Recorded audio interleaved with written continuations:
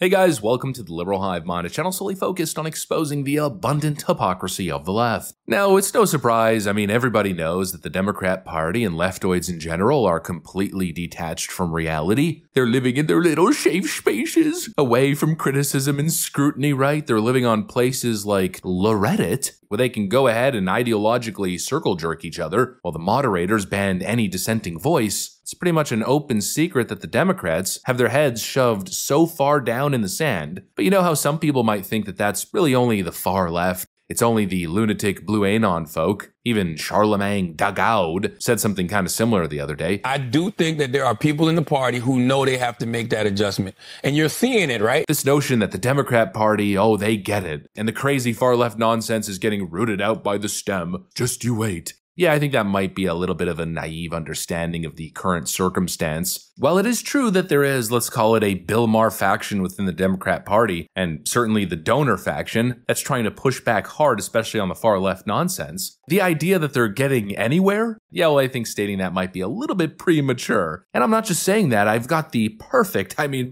example to show you guys. The left is still being pushed in two different directions. Let me show you guys exactly what I mean by that. We got some stuff to get into, so let's roll the tape. Okay, so panic is hitting at the Democrat Party. We've already covered how major Democrat donors are starting to turn on the party or coming out publicly berating the Democrat Party. Not to mention top Democrat strategists who are doing similar things like Lindy Lee, for instance. So basically there's a whole lot of discontent, especially from the people who are funding the machine. And so recently a bunch of Democrat consultants and big-time donors held an event at an undisclosed retreat in Loudoun County, Virginia, where they all sat around strategizing about how they're going to turn the ship around, how they're going to get this party back on track. And well, someone leaked some of the takeaways or some of the talking points and top ideas from this DNC brainstorming session, releasing it to the public for everybody to see. Take a look at this. Here's what they're suggesting for the party. Politico writes, playbook, Democrats in despair. Those gathered laid out 20 solutions for how Democrats can regain working class trust and reconnect with them culturally. The party should, quote, embrace patriotism, community, and traditional American imagery. Democrats should ban far-left candidate questionnaires and refuse to participate in forums that create ideological purity tests. Oh, you mean like the Democrat primary process, where everybody has to raise their hand when asked if they would fund transgender sex reassignment surgery for illegal criminals in prison? I know that never happened, but you kind of get the point. And when they did all raise their hands, it was for giving illegal immigrants taxpayer-funded health care. And I'm sure in the current state of the Democrat Party, if they were all asked, is voter ID racist? Again, it would be one of those ideological purity tests where if you say no, immediately you're disqualified and cannot even secure the party nomination because the far left will turn on you. But anyways, they also got to move away from the dominance of small dollar donors whose preferences may not align with the broader electorate. They should push back against far-left staffers and groups that exert a disproportionate influence on policy and messaging. You mean like the young, woke Gen Z staffers that told Kamala Harris not to go on the Joe Rogan podcast? Candidates should get out of elitist circles and into real communities. So no more Beyonce concerts. No, they gotta go to tailgates and gun shows and local restaurants and churches. And the last point, the party needs to own the failures of democratic governance in large cities and commit to improving local government.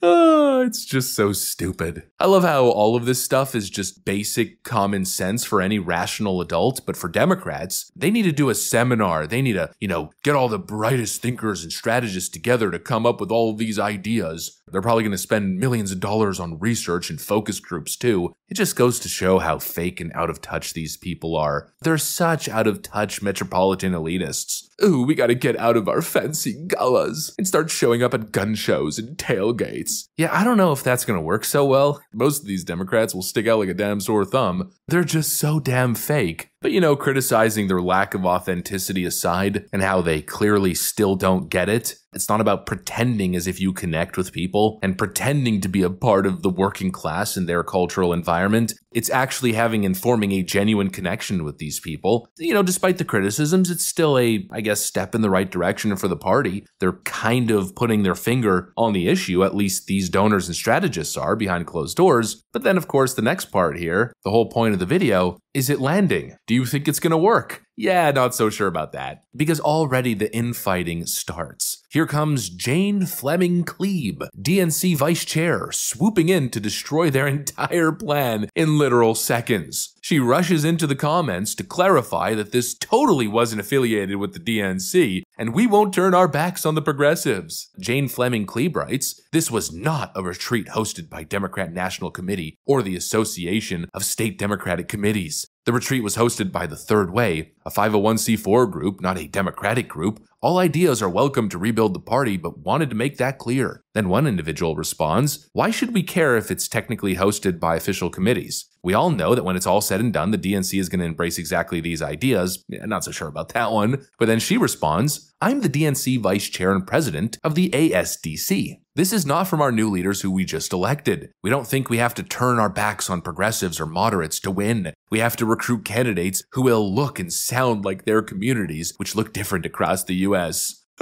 There you have it, folks. The moment common sense enters the damn building, the DNC Karens swoop in to burn the whole place down and probably guarantee another at least 4 years of total Democrat incompetence. You know, this was my whole point when I was initially responding to Charlemagne Dagaud. He was making the suggestion that people get it and the party's moving in the right direction, but he's referring to an extreme minority and really people who don't actually control the Democrat, let's call, levers of power. You know, sure, Bill Maher and Stephen A. Smith and a couple other people and some donors are saying the right things, kind of, but that has almost no effect at all. You can't make the argument that, oh, the Democrat Party really learned their lesson this time, and then contrast that with who was just elected to lead the DNC, David Hogg. I mean, we're all just gonna forget that very recent absolute dumpster fire of a DNC forum? And I just want to give you all a little bit of something that's been on my heart here over the last couple of days.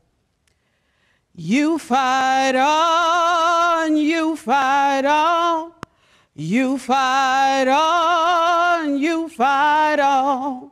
When your government is doing you wrong, you fight on, oh, you fight on. I mean, come on. The Democrat Party hasn't learned a damn thing, and they're still engaging in all the same BS behaviors. I mean, just look at their protests against Elon Musk, chanting and dancing and singing and talking every 2 seconds about fascism, fascism this and fascism that, and misogyny this and homophobia that. They obviously haven't learned anything. They elected total far-left ideologues to lead the party's messaging moving forward, and now we have some donors and strategists meeting together trying to come up with a strategy on where the party's going to go in order to turn things around. And instantly, the DNC vice chair comes in and says, "Nope, none of that's happening. We love our progressives." Okay, good job. And most importantly, I guess, good luck. Anyways, that's pretty much what I got for you guys on this one. Hopefully you enjoyed the video. If you did, make sure to leave a like and possibly subscribe. Thanks for watching, and I'll see you on the next one.